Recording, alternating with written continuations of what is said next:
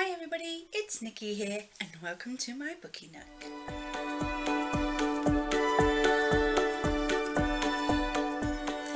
So today I have my July wrap up, which is basically just made up of the Book Junkie Trials books that I had said that I was going to try and attempt to read throughout the month of July. So without me waffling, let's just get straight into it. So I was a scribe, so I had to follow the scribe's path. And my little notes here. The first place I had to visit was Dwarf Mount, which was to read a book with a hint of romance in it. For that, I chose 5 Feet Apart by Rachel Lippincott with Mickey Daughtry and Tobias Iaconis. This book follows a group of teenagers in hospital receiving treatment for their cystic fibrosis. And the girl, who is called Stella, is quite regimented about her treatments and her medication. And then you have Will, to just check the names, who is just about having fun, and life's more than just taking treatments and taking medication. You know, if you're gonna live, live. And it's how these two come together. One helps the other to start taking more responsibility, and the other helps the other one to just remember to have fun. I kind of expected something sad to happen in this book. I did not expect what actually happened in this book, and I sobbed my heart out. I have never known anyone with cystic fibrosis, so I don't know if the representation in this book is correct, but I got invested in these characters. I cared about what these characters were doing, what happened to them, and I absolutely loved this book. It was a 5 stars for me. The next destination I went to was the Apothecary Towers, and for that I had to pick a book at random. I left it up to my husband and he picked Denial by Peter James. This is a sick and twisted thriller. So this is the story about how an actress takes her own life and her son blames her psychiatrist for his mother's death, and he plots revenge on the psychiatrist. Meanwhile, the psychiatrist is just starting a new love relationship with a girl after his wife passed away 3 years ago in a car accident, and things happen. This was really dark, really twisted. There are some scenes in here which really made me cringe. I'm not one for like horror or anything like that, and this did have some aspects of horror in it. But then right in the middle there's a sex scene. His manhood is referred to as his rock, and the expression, "Oh my god, that's so big, how's it gonna fit in," was mentioned. You could definitely tell it was a bloke writing a sex scene. I rolled my eyes because I love me some smut. I like to read Mills and Boon, which is a like romance novel, cheesy brand of books. But the sex scene in this was just laughable. It was really cringeworthy and completely took you out of this really scary, like, twisted, sick storyline. So because of that really cringeworthy, eye-rolling sex scene, I had to drop it a star, so I gave this 4 stars. The next location was the Great Library, and for this I had to read a book that was on my TBR forever. Now, I have only just got back into books this year, so technically, like, all my books are kind of less than a year old, but I did have the box set of the Mortal Instruments that I bought back in Christmas 2017. So this is what's been on my TBR the longest. So this is the third book in the Mortal Instruments, which is called City of Glass by Cassandra Clare, and I have been trying to read this box set for this year. So this is a book about shadow hunters who are basically humans who are able to use the power of the angels to draw runes on their bodies to help them fight demons and downworlders. Downworlders are creatures such as vampires, werewolves, anything where a human has turned into something, whereas demons are just pure evil and come from hell. So yeah, this is a story about Clary, who finds out that she is a shadow hunter, something that has been kept hidden from her all her life because her mother tried to escape that world. But then when her mother is kidnapped, she gets drawn into the world, and so does her best friend Simon, who I believe is the person on the cover. Simon is definitely my favourite character. I love Simon. He's so cute. I love him. And yes, I did fall in love with this series because of the television, like the Netflix series. But I do love Simon. The books are slightly different. Well, they are different to the series. There's some things that are in the books that are not in the series, and vice versa. This book kind of features more of Simon. So because of that, I really enjoyed this. I believe I gave it 4 stars. This has to be my favourite out of the 3 books that I have read so far. The next place I journeyed to was The Drowning Deep, and for this I had to read a book with rich world building, and for that I know a lot of people thought I was crazy because I chose The Priory of the Orange Tree, which matches my t-shirt actually, my shirt. Okay, so the story of this is there is the East and the West. One side fears dragons, one side loves dragons, and there's a princess involved. There's a girl who is on a mission to protect the queen, and things happen, and they all end up, the East and the West both end up having to team together to fight the biggest, baddest dragon of them all. This book, it took me quite a while. It is 800 pages long, but oh my god, I gave myself hand cramp trying to hold this bloody thing, but it was worth it. Every second was worth it. I chose this for a world building prompt, and it completed that. It was beautiful. I gave this 5 stars. I couldn't give it any less. It was so epic and so like intense, and I loved it. I loved the journey. And oh, what's his name? Loth. I want Loth. I want his story. I want to know more about him. What happens to him? You know, I love Loth. He's my favourite character. And yeah, I want to know more about him. So I love this. 5 stars. And the final place I had to go for my scribe journey was the Bookie Grail, which was to read the group book, which was Stardust by Neil Gaiman. Now, I did get this out of my library. I have since taken it back to the library, so I don't have the actual book to show you, and I'm not computer savvy. See, I can't even say the word. I'm not computer savvy enough to be able to put a picture up for you, so you'll just have to imagine the cover of Stardust by Neil Gaiman. To be fair, Stardust is a 250 thereabouts page book of a story about a boy who really likes a girl, and she says she won't go out with him until he brings her a fallen star. So off he trots to go find a fallen star.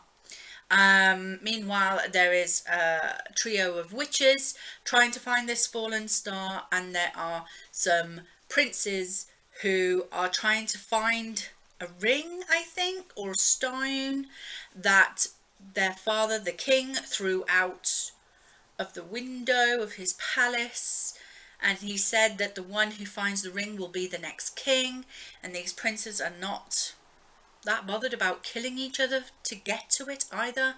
But it was a 250-page book, and after reading the Priory Orange, after reading the Priory of the Orange Tree, 250 pages was just not gonna be enough to really get me into the story of Stardust. It was kind of like sitting in the passenger seat of a Formula One Grand Prix car with Lewis Hamilton, and then driving home in your little shitty Ford Fiesta.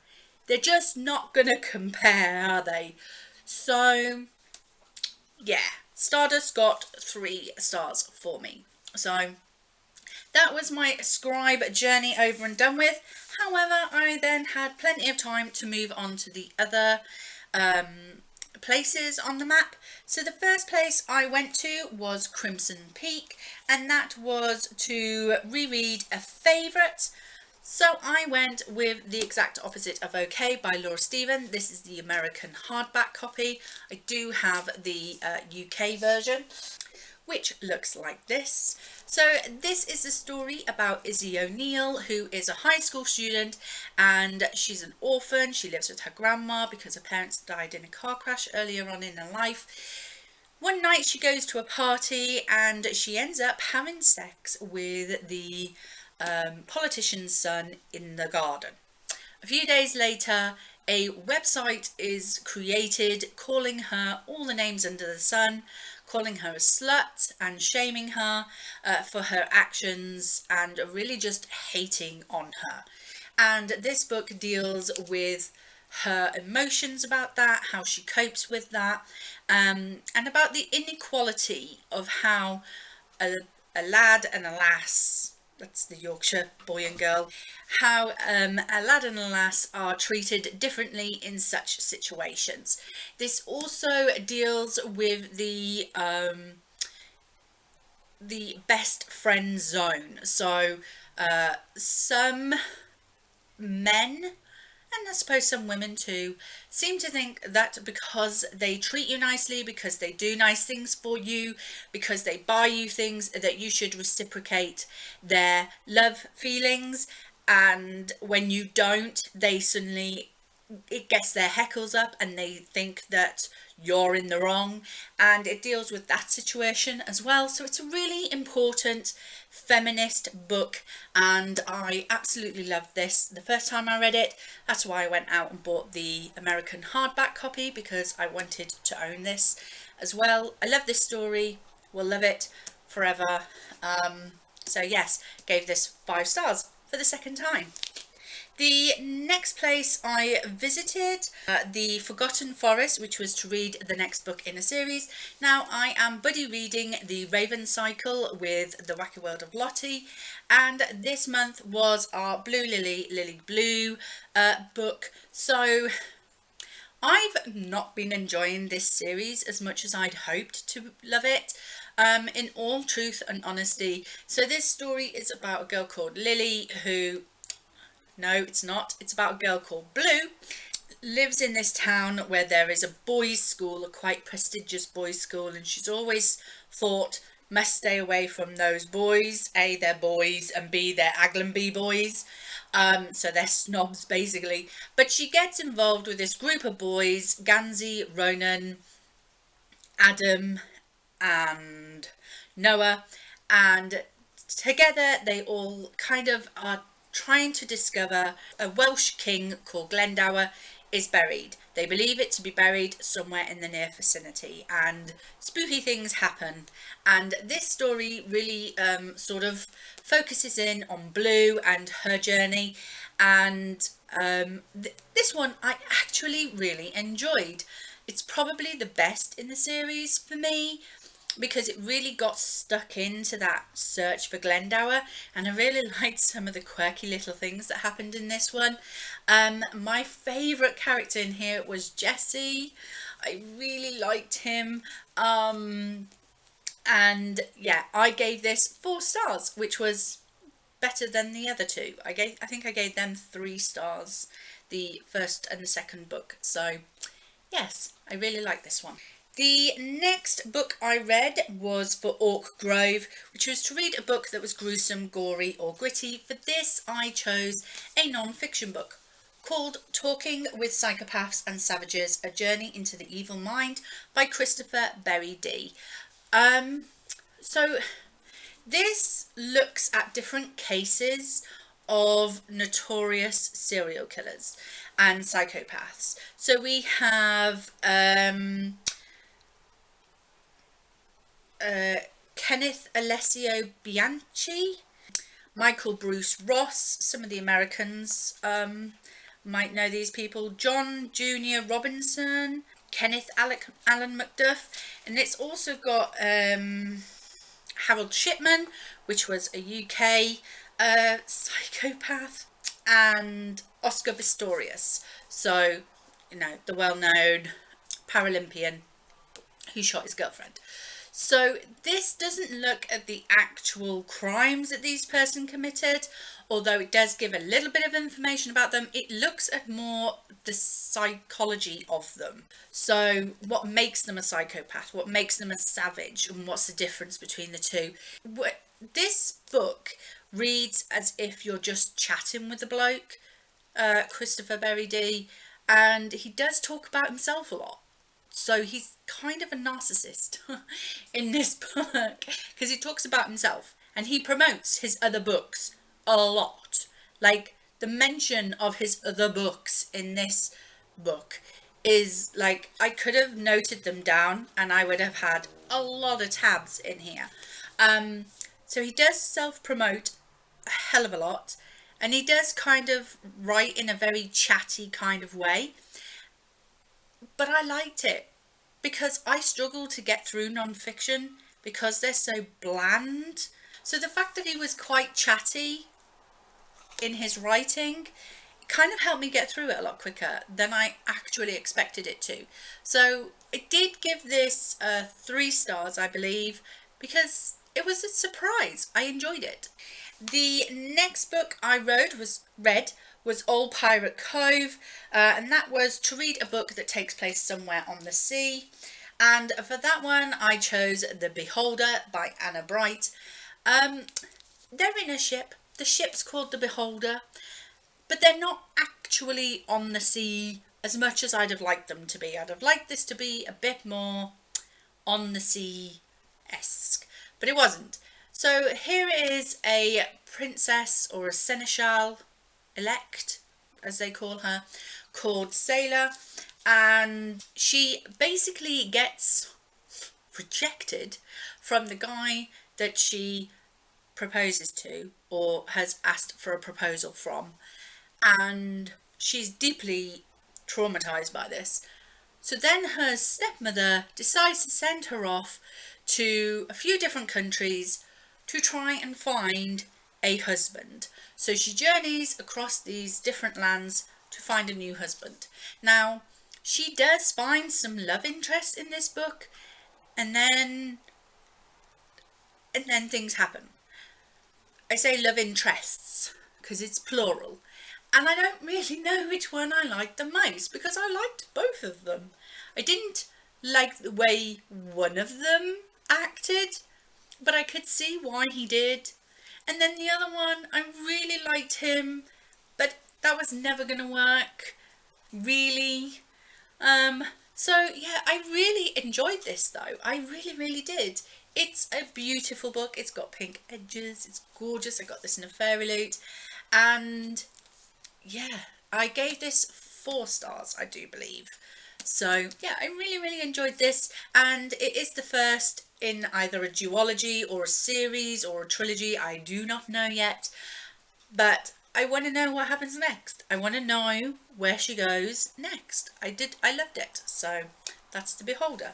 The next place I visited was Glimmer, and for that I had to read a pretty book, and for that I chose The Surface Breaks by Louise O'Neill.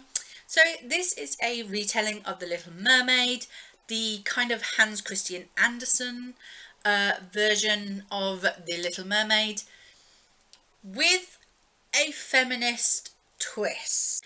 Now, I never thought I would ever say this because I love mermaids. I am an absolute fan of mermaids. If it's got mermaids in it, I will buy it. I will want it. It's mine. I love mermaids. I'm crazy about mermaids. And I never ever thought I would ever dislike a book of The Little Mermaid retelling. But my God, I'm all for feminism, okay? I'm an independent woman. I'm married, yes, but I have spent most of my adult life as a single woman, independent, didn't need a man. And I'm also of the type of person, I'd rather you whisper in my ear than shout in my face, and I'll be much more likely to listen to what you have to say. This book, with its feminism twist, it didn't just shout in my face, it took a cricket bat and whacked me across the head with it. I was eye-rolling at the feminism, man-hating, like the description of, you know, the sea witch was overweight and how she had been kicked out of the king's palace because she wasn't beautiful, and it was just like, there was so much bitterness and hate in this book from a feminist point of view that it made me roll my eyes, and I just was spitting at the end of this book. It made me so angry. Like, I get feminism, I do, and I know that there are women still in today's world, in some cultures, who are being treated inferior by men. I get that. But the hatred of men in this book, every single male character in this book was evil, nasty, misogynistic, a rapist, brutal. There was only one guy who happened to be, or seemed to be, a nice guy, and I think we got about 2 lines of him, and it was such a disappointment. This book is so beautiful. It's a Little Mermaid retelling, but it was almost like she wanted to have the author was having a feminist rant and then remembered every now and again, oh yeah, it's supposed to be about the Little Mermaid, let's put some mermaid stuff in there. It just, it didn't sit well with me, and I'm so disappointed. It's a Little Mermaid retelling. I gave it 2 stars, and I'm so sad because I don't keep books on my shelves because I have limited space. I don't keep books on my shelves that I've like given less than 4 stars to. So if it's 3 stars or under, I'm more likely to move it on, like to a charity shop or to a friend.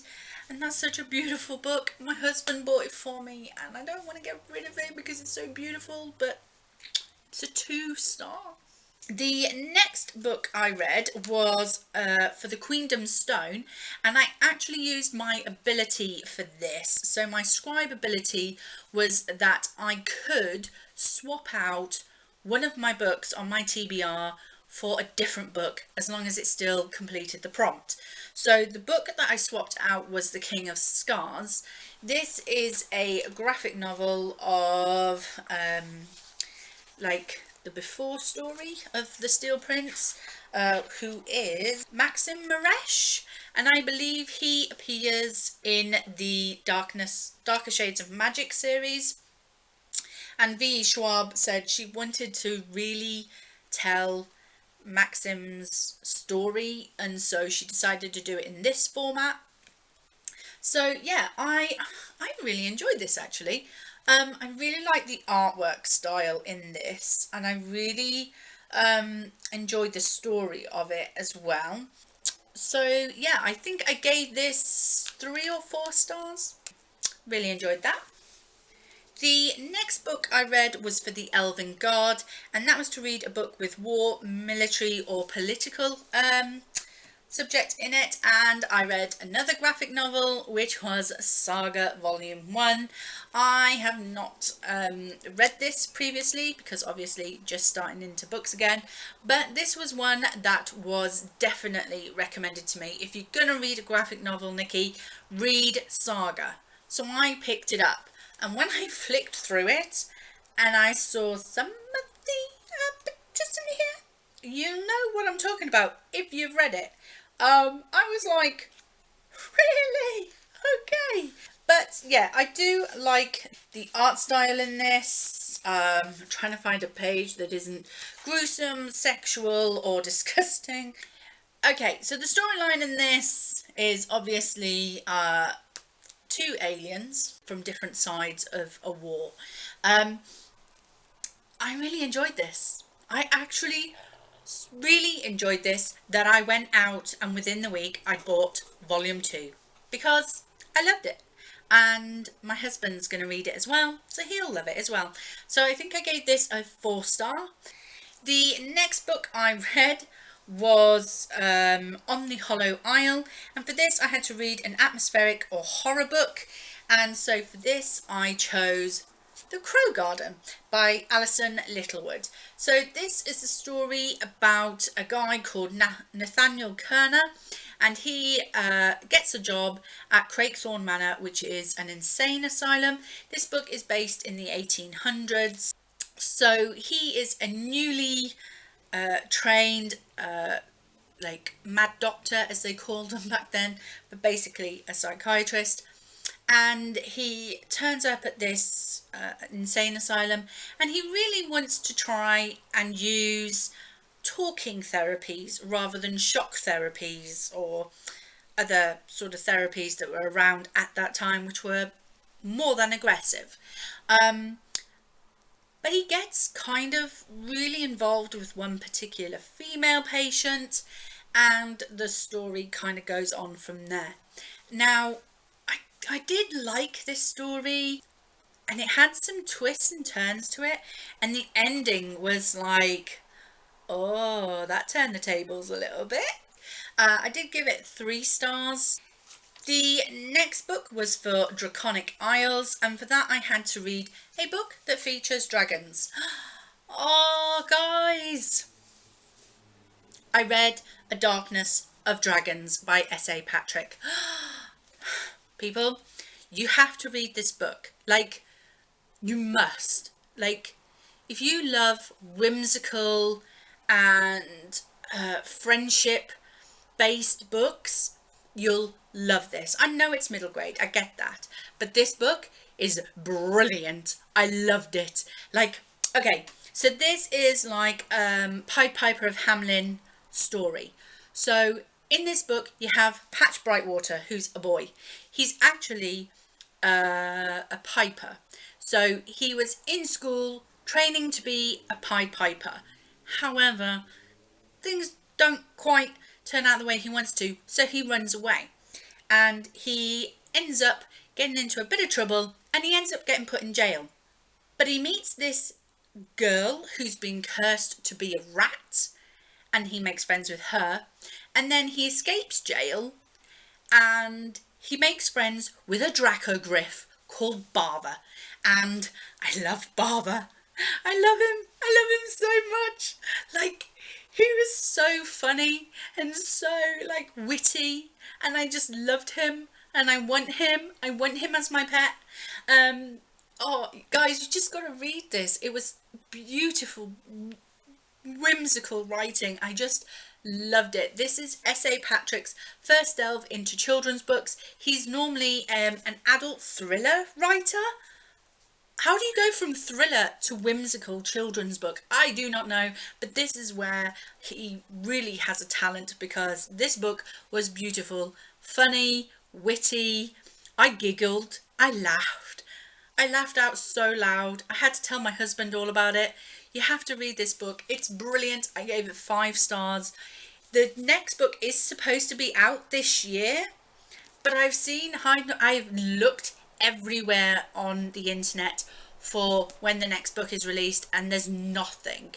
His blog, S.A. Patrick's blog, hasn't been updated since last year.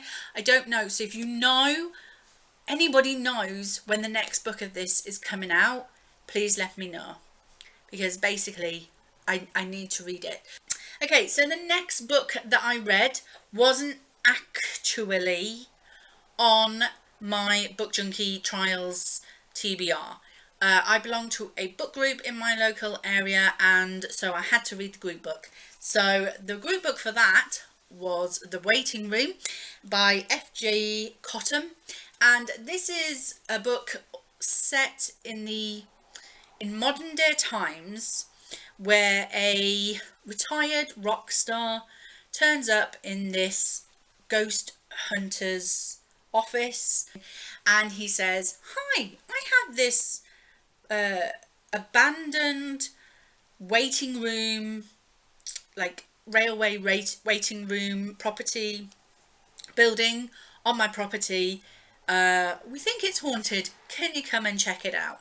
And so Creed, the ghost hunter, who has never actually seen any ghosts and thinks himself quite a fraud for this TV show, it's all been like made up for the show, he turns up to this man's property, and he spends a night in the waiting room on the platform, and he sees the ghost. It's almost like the waiting room goes back in time to the early 1900s, when Britain was at war during the First World War, and he sees soldiers arriving off the trains to go to the local asylum that was in the local area. So again, this is another sort of like insane asylum kind of gothic kind of mystery thriller kind of story. And so Creed and his researcher go on to research what happened at this waiting room, as to why these ghosts are appearing at night and causing the rock star's children to dream about these particular ghosts and people. And they find like a backstory to some events that happened in the area, and they have to figure out how to stop the haunting. It was really good. Like, I really liked how the conclusion came to this ghost story, because that's technically what it is. It's a ghost story, and I really liked the conclusion. It was different, and I liked it. So I did give this 3 stars, only because there were some parts of this book that were a little bit boring and laborious, and I just kind of skimmed through those bits. But then also there was a throwaway comment about how his researcher says to him, "Oh, you like kids?" And he's like, "Well, yeah, I had a girlfriend when I was in the army, and she gave birth prematurely to twins, but they died within an hour of each other, so but hey, I've moved on, so what are we going to do next?" And he kind of just brushes it aside, and there's no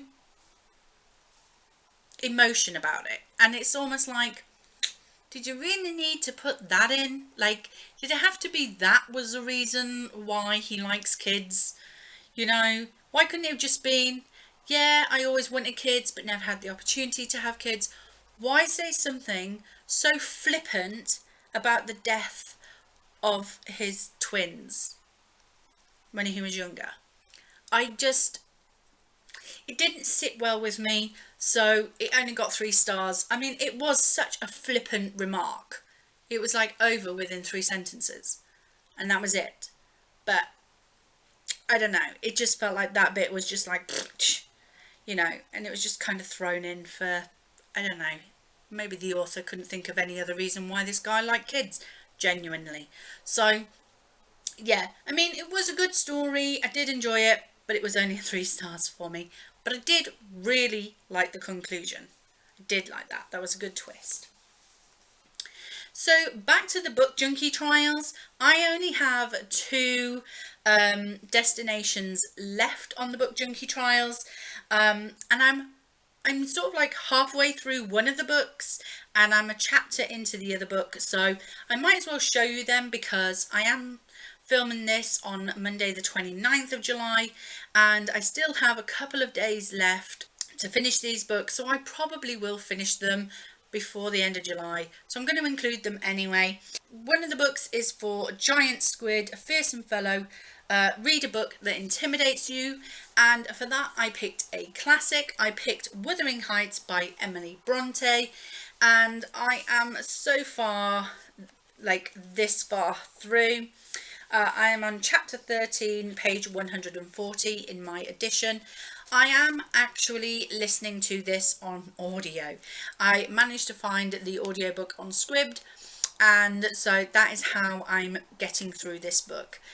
And this one's really intimidating because it's set on the Yorkshire Moors, and there is one character in here who's so Yorkshire, and I mean, I come from Yorkshire, like I was raised in Yorkshire. I actually lived in Bridlington for most of my childhood, well, for a long period of my childhood, so I'm used to the Yorkshire accent, but there is one guy in here who is proper Yorkshire, and I can't understand a word that guy is saying. So it is more West Yorkshire than North Yorkshire, which is where I lived for a while. But yeah, so this, I'm struggling through it. As I say, I'm on chapter 13, but I will hopefully get this finished by the end of the month. And then the final book that I am working through is Empty Barrel. Couldn't find it on my list. Empty Barrel, which is to read an indulgent read, and for this one I was reading the book that came out on my June Fairy Loot box, which was The Sorcery of Thorns by Margaret Rogerson. So this is a story about a girl called Elizabeth who works in Ostermere's great libraries, where they basically store and keep all the grimoires and all the magical grimoires that are deemed dangerous to be out in the world, and then an act of sabotage releases the library's most dangerous grimoire, and Elizabeth's desperate intervention implicates her in the crime, and she's torn from her home and things happen. As I say, I have started this. I am only like 1 chapter in, I believe. Yeah, I'm on chapter 2, page 12, so I'm not that far in. But this book, look at that, it's so gorgeous. I don't know if you can see its glittery edges, and from what I read in the first chapter, this is going to be an interesting read, so I'm going to be continuing reading this tonight. Probably get it done in a couple of days. I tab my books, so I tell myself how much I've got to read a day, so that's how I work out, you know, if I'm going to get these read in time. So yeah, that's the last book that I will be reading in July. So as I say, these 2, Wuthering Heights and Sorcery of Thorns, are like current reads, but I will definitely get them read by the end of July. So that is it. That is my July wrap up, which includes all of my Book Junkie Trials books, plus a book club book that I had to read as well. I hope you enjoyed this video. If you did, please like, comment and subscribe, and I will see you in the next video. Bye!